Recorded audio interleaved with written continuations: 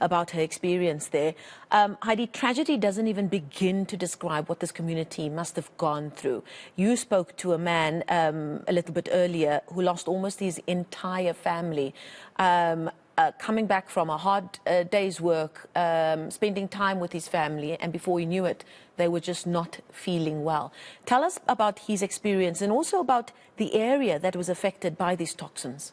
Yes, so just for context purposes, this informal settlement, people are living in absolute squalor. You cannot believe the conditions that people are subjected to. There's no roads, there's no light, there's no electricity, there's no running water, there's no proper infrastructure. It's literally an informal settlement.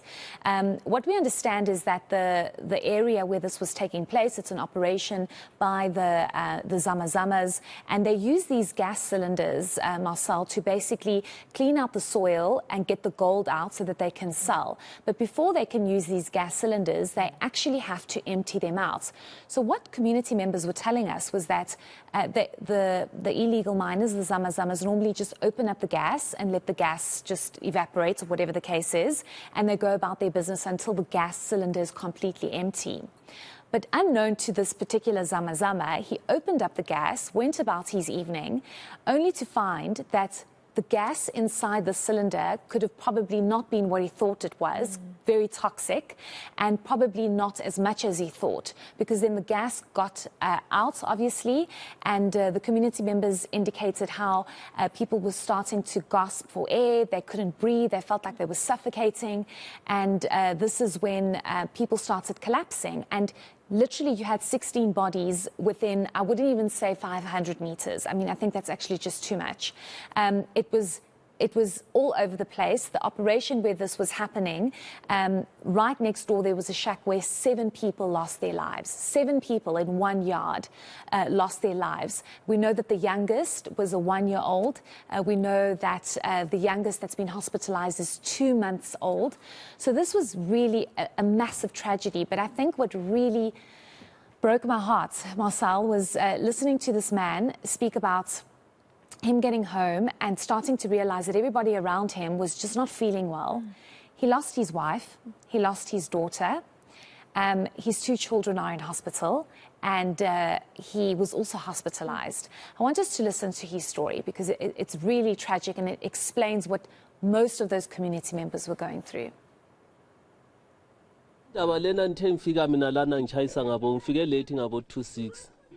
Mangifika lana ngithola ukuthi umfazi uhleli lapha endlini ku-right nje yonke into lo mamncane uyageza lana. Ngithe ngifika mina ngafika ngathuma abantwana lana bethi bodinga ichukela. Waqala umfazi wathi lana ngathi kuyanuka mhlawumbe isimeli samanzi lana ngaphandle o yini. Sabe sithi nayithi ayilento inuka nje ayisanukisa kwamanzi inuka something like ichef asazi ukuthi yini.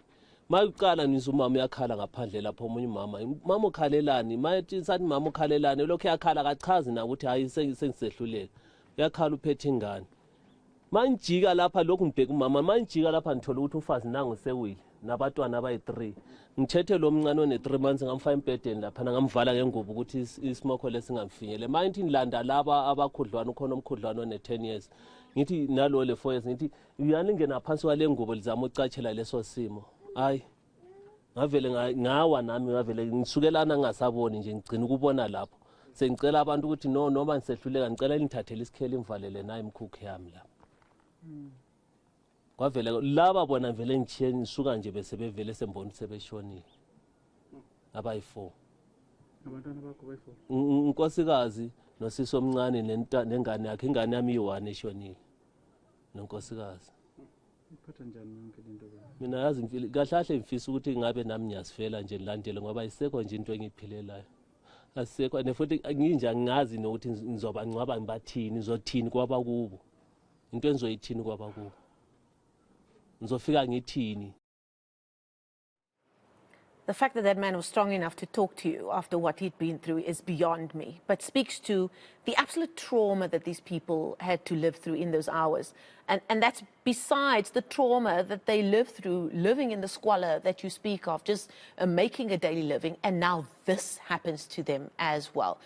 These are people living on the periphery, one would say, of society. Does law enforcement even factor into services that they get there? Have we heard anything from local police, let alone a law enforcement higher up? I just want to say that this father did break down. He completely broke down. He was crying and he said, I have nothing. I have no money. I do not know how I'm going to bury my loved ones. Pleading with government, pleading with the Premier of Gauteng to help this community. It's an important question you ask about why this community has been neglected, why it was even allowed to mushroom up, how people are allowed to live in such squalor. The Premier did indicate that the Department of Human Settlements has to urgently intervene.